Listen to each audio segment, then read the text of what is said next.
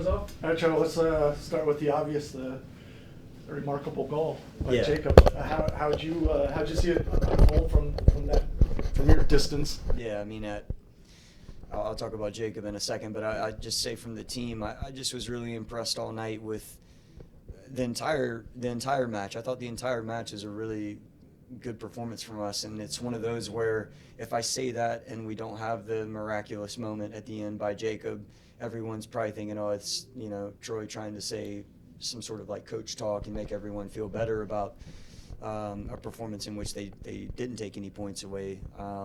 I think there was many opportunities for us to take all 3 points, and that's probably my biggest frustration.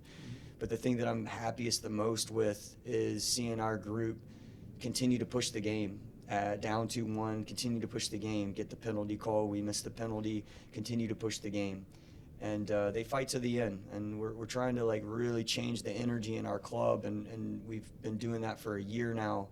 And we're going to have to keep fighting like that all the way to the end. And as I said with Jacob, just finishing with him, he embodies this type of the type of values that we believe in as a club, and this idea of being relentless. I mean, he's a guy that shows up every single day, no matter what his role is. He starts last week, he gets an assist. He knows his role is to come on in this match, doesn't complain about it, and he goes in and he makes it a big moment for the club in terms of gaining a point, which we know it's at the end of the year, this could be a big one. And I'm really proud of the group and really proud of Jacob. Did you teach him that technique? I had nothing to do with anything technical that happened on that. That's all just talent out of Jacob. It's all Georgetown, right? Yeah, Georgetown can definitely take the credit for that, more so than me. Yeah. Defensively, 2 almost identical goals. Yeah. Set pieces, something you'll need to address, I imagine.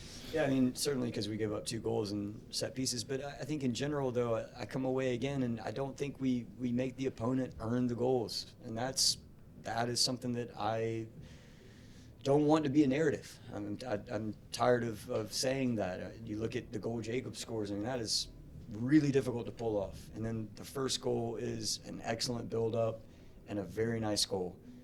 But we have to demand the same thing out of the opponents, make them beat us in a way that's more than a couple set-piece goals. We can do better than that. Mm-hmm. And Christian steps to the spot. Yeah. You're thinking, he's automatic. Yeah.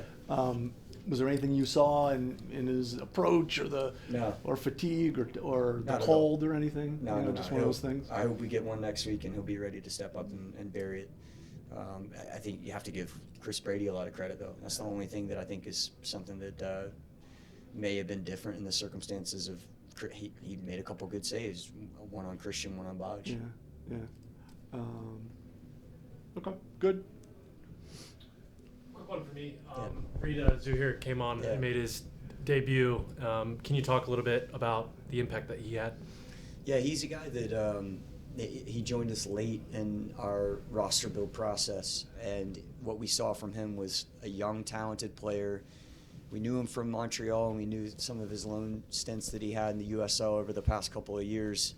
But we just feel like he has a skill set that complements the way that we play as a team, and he's someone that we spoke about in the pre-match as a coaching staff. If we're down a goal, then we want him to be in the match because he can score and he can help push the game, as you saw him do individually and our team do. So really happy that he had his debut and he contributed us to being able to salvage a point tonight. Great. Brian, are there any on Zoom? Yeah. Evening, Troy. We'll go to Dennis Gomez. Evening, Troy.